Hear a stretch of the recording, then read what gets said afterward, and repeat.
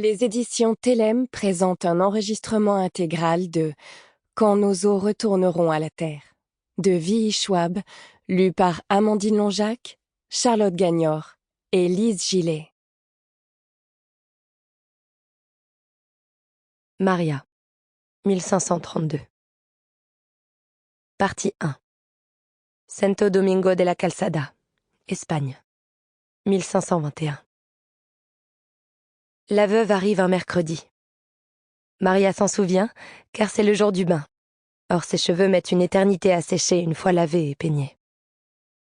Elle s'en souvient car il fait chaud pour cette fin d'avril, et qu'avant que le carillon de l'église n'interrompe sa rêverie, elle est assise dans un rayon de soleil en bordure de la cour, en train de sucer un noyau de cerise, une des premières de la saison, et de tendre une mèche de ses cheveux à la lumière pour voir s'ils ont commencé à foncer ou s'ils sont encore humides, tout simplement.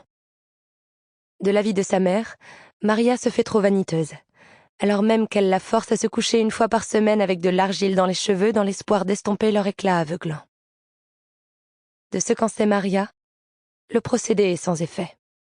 Au contraire même, sa crinière semble flamboyer toujours plus.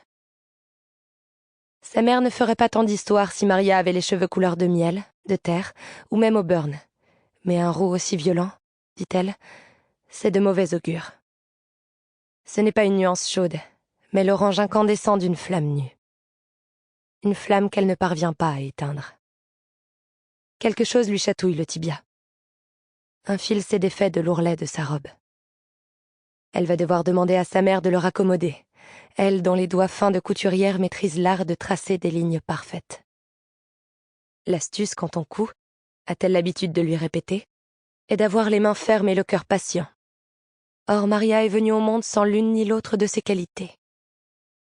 Elle ne cesse de se piquer avec l'aiguille, de perdre son calme et de jeter l'ouvrage inachevé. Née avec la bougeotte, disait son père. Acceptable pour un garçon, mais pas chez une fille. Maria fait rouler le noyau de cerise contre l'intérieur de ses dents, tout en tirant sur le fil de sa robe, détricotant un peu plus la patience du cœur maternel, lorsque les cloches se mettent à sonner.